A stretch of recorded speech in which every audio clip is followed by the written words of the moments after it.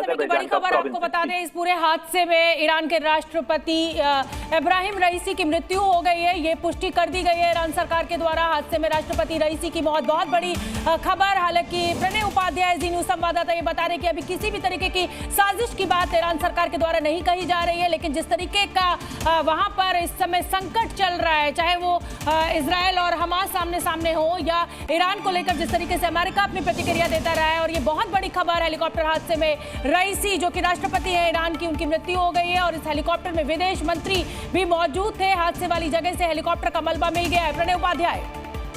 बिल्कुल, निश्चित रूप से ये वही हुआ जिसकी आशंका और अंदेशा थी, और इसका डर लगातार बढ़ता चला जा रहा था। आखिर ये इस बात का कंफर्मेशन हो रहा है कि राष्ट्रपति रईसी नहीं रहे हैं और इस हादसे का शिकार हुए हैं हेलीकॉप्टर। लेकिन शोभना, यहाँ पर एक बहुत महत्वपूर्ण बात ये हो जाती है, ईरान काफी लंबे समय से सैंक्शन यानी प्रतिबंधों का सामना करता आया है और इसका सबसे बड़ा नुकसान ईरान के एविएशन सेक्टर को हुआ है। अगर आप 2020 से लेकर अभी तक के आंकड़े देखें तो करीब 1200 लोगों की मौत हुई है। पिछले साल ही ईरान के स्पोर्ट्स मिनिस्टर के साथ इसी तरीके का हादसा हुआ था, जिसमें उनके सीनियर एडवाइजर की मौत हुई थी। और इस तरीके के कई हादसे हो चुके हैं, कई जनरल्स के हेलीकॉप्टर, इसके साथ ही कई विमान जो है वो हादसे का शिकार हुए हैं। और इन प्रतिबंधों के कारण माना जाता है कि एविएशन सेक्टर में स्पेयर पार्ट्स की कमी के कारण जो मेंटेनेंस है हेलीकॉप्टर्स का, एयरक्राफ्ट का, वो एक बड़ी चुनौती है। लेकिन अब बड़ा संकट ईरान के सामने है कि नया नेता कौन होगा, कैसे होगा, और साथ ही ईरान के अंदर इसके बाद अगर वाकई में ईरान किसी को के लिए उंगली उठाता है, इसके पीछे कोई साजिश का एंगल आता है, तो ये निश्चित रूप से जियोपॉलिटिक्स के लिए, विश्व राजनीति के लिहाज से एक बड़ी घटना होगी।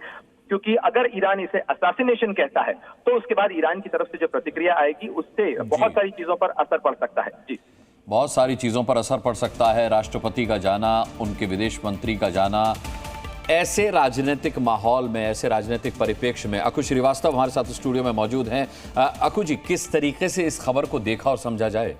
देखिए, तमाम संभावनाएं और आशंकाओं के साथ ही मामला देखा जाएगा। ठीक है, एक दुर्घटना हुई है, लेकिन सबसे बड़ी चीज़ ये है कि अंतर्राष्ट्रीय स्तर पर इसको आशंकाओं के साथ देखा जाएगा कि क्या इजराइल के साथ जो विवाद चल रहा है उसका तो ये एक नतीजा नहीं है, या ये है कि हमास के भीतर भी इधर एक ऐसी खबरें आई हैं कि हमास के भीतर भी अपना एक अंदरूनी विवाद चल रहा है, उसकी वजह तो नहीं है।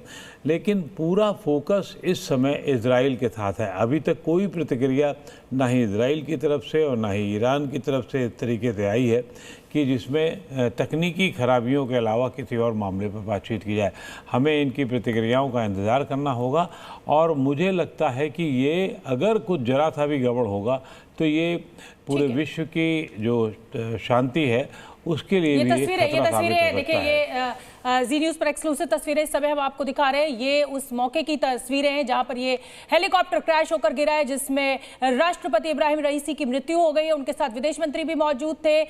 इस तरीके की तस्वीरें बेहद दुखद होती हैं जब इस तरह दुर्घटनाग्रस्त होता है। विपिन रावत के हेलीकॉप्टर की तस्वीरें जो है वो मेरे जहन में ताज़ा हो गई है। वायएसआर आंध्र प्रदेश में उनके हेलीकॉप्टर क्रैश की तस्वीरें ताज़ा हो गई है इस समय। और बेहद दुर्भाग्यपूर्ण इस तरह की दुर्घटनाएं होती हैं। प्रणय उपाध्याय, ये तस्वीरें हम दिखा रहे हैं, और जैसा कि मैंने जिक्र किया, और इस समय में एक जिक्र और करना चाहूंगी आपको। जब कोई पद पर बैठे हुए व्यक्ति के साथ इस तरीके का हादसा होता है तो एक अलग तरीके का संकट उस देश में पैदा हो जाता है, राजनीतिक संकट, जिसका अक्कू जी ने भी जिक्र किया। जिस समय इंदिरा गांधी प्रधानमंत्री थी और उनकी हत्या हुई थी, उस समय इसी तरीके का संकट भारत में था। आज यहाँ ईरान में इसी तरीके का संकट पैदा हो गया है। अगर मैं राजनीतिक मायनों में इस खबर को समझना चाहूं तो आप मुझे क्या समझाएंगे?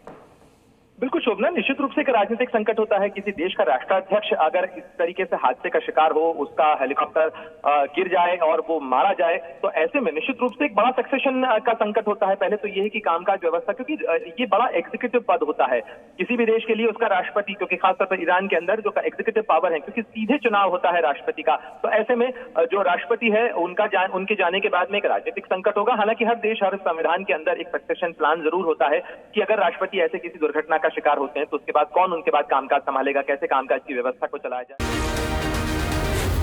जी न्यूज।